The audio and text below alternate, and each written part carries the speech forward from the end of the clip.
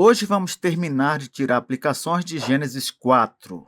Dê uma pausa no vídeo, faça sua oração e peça a iluminação do Espírito Santo para entender o que eu vou dizer aqui e volte para prosseguirmos com o estudo. Se você gosta de assistir aos vídeos do canal, por favor inscreva-se, comente, compartilhe e deixe o seu gostei. Gênesis 4:16. Retirou-se Caim da presença do Senhor e habitou na terra de Nod, ao oriente do Éden. Observe que, com Deus, sempre há uma alternativa, sempre há uma saída. Não precisamos nos desesperar, ainda que sejamos alvos de sua disciplina. Lembre-se também de que, mesmo Caim não podendo fixar morada por um tempo após o seu castigo, nada o impediria de visitar seus pais de vez em quando, se ele quisesse.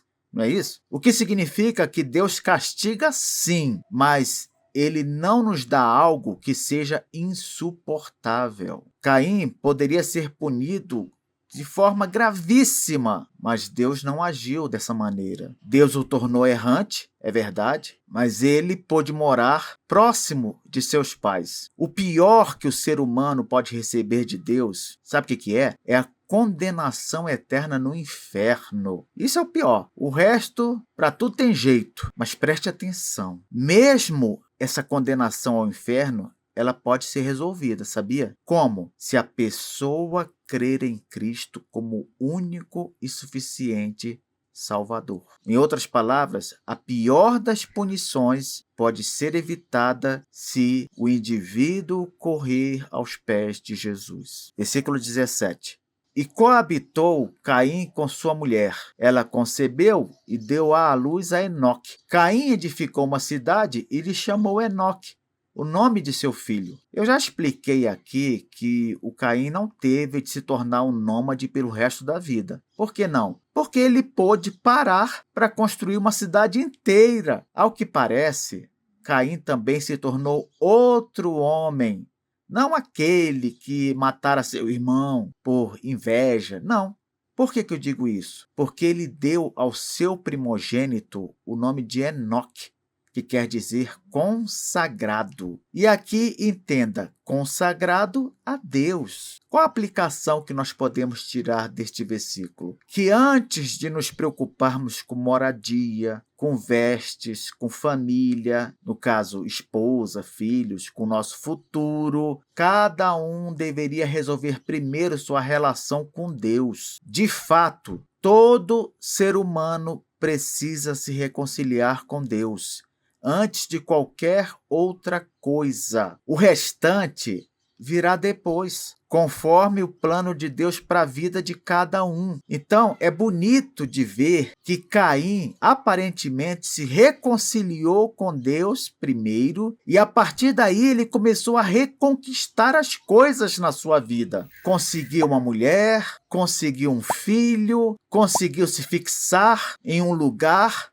de forma permanente, a ponto de poder construir uma cidade. Então, lembre-se disso, a prioridade sempre é consertar a nossa relação com Deus. Versículo 18. A Enoque nasceu-lhe Irade. Irade gerou a Meujael. Meujael a Metusael.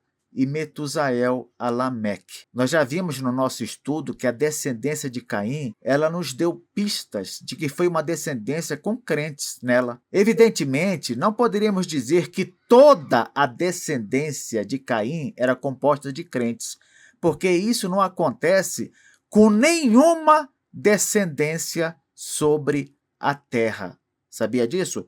Toda descendência, toda genealogia, toda família, ela tem nela misturado crente e não crente. Qual aplicação, então, poderíamos tirar daqui? Que nós deveríamos sempre louvar ao Senhor por saber que há eleitos em nossas famílias, assim como há eleitos em todas as famílias. Isso é motivo, sabe de quê?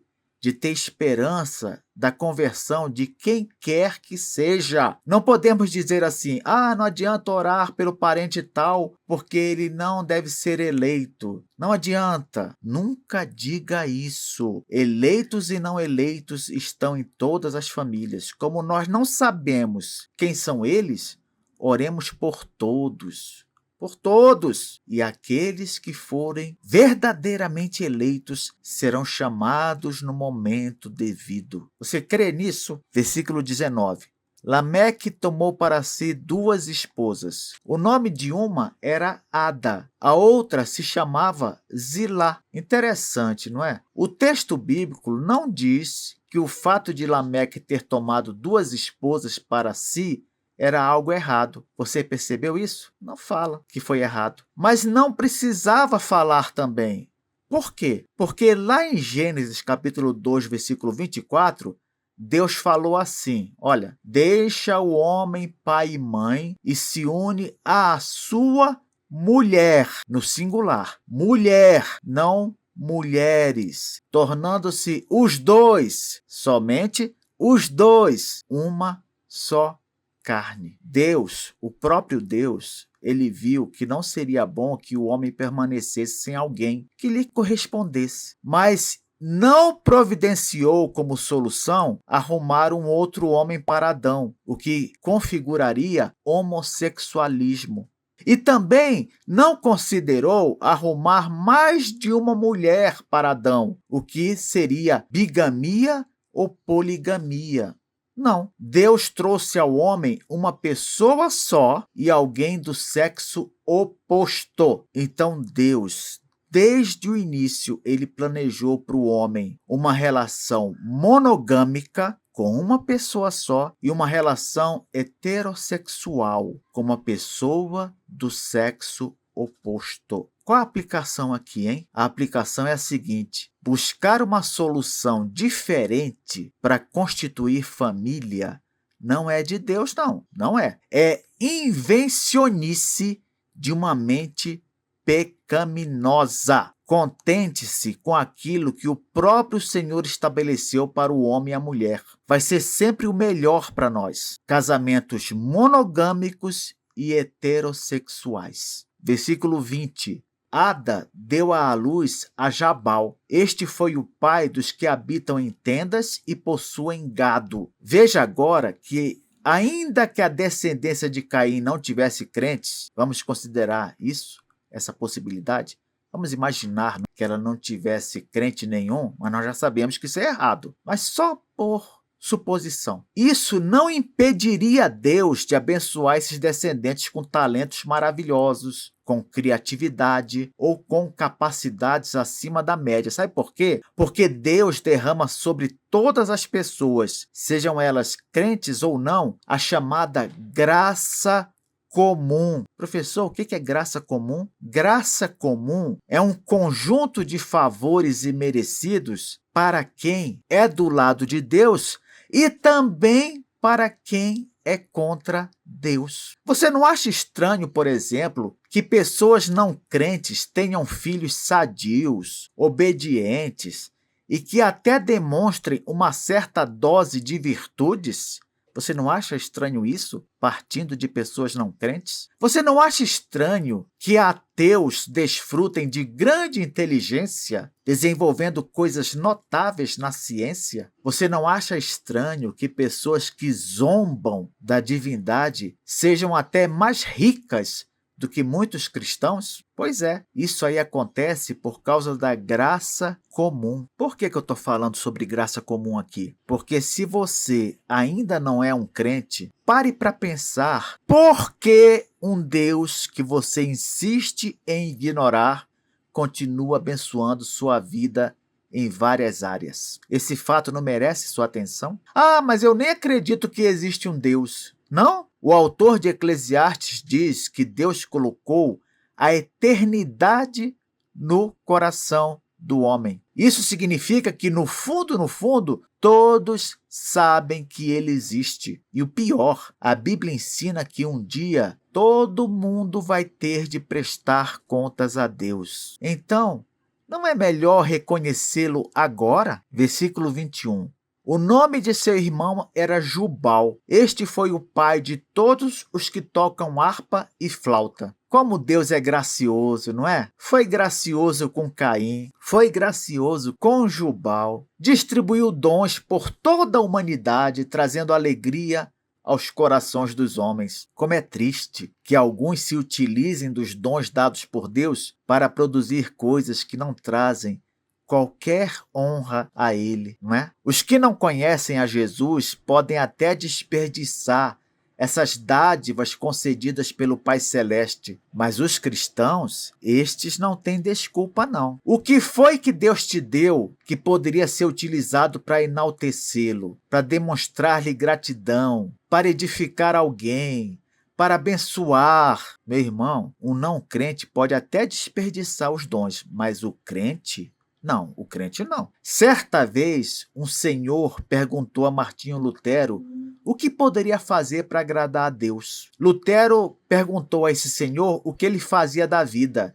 E o homem respondeu: eu sou sapateiro. Então, respondeu Lutero: faça o melhor sapato que puder. Eu falo mesmo para você agora. Faça o melhor que puder de tudo aquilo que ele lhe concedeu, visando a glória de seu nome. Não desperdice as dádivas de Deus em sua vida. Não as use apenas para sua própria satisfação. Versículo 22. Zilá, por sua vez, deu à luz a Tubal-Caim, artífice de todo instrumento cortante de bronze e de ferro. A irmã de Tubal-Caim foi Naamá. Preste atenção no que eu vou te falar agora. Como a maioria dos comentaristas entende que os descendentes de Caim eram praticamente todos não crentes, não seria de causar espanto que pensassem que o Tubal-Caim, citado aqui, fazia instrumentos cortantes para machucar ou matar alguém.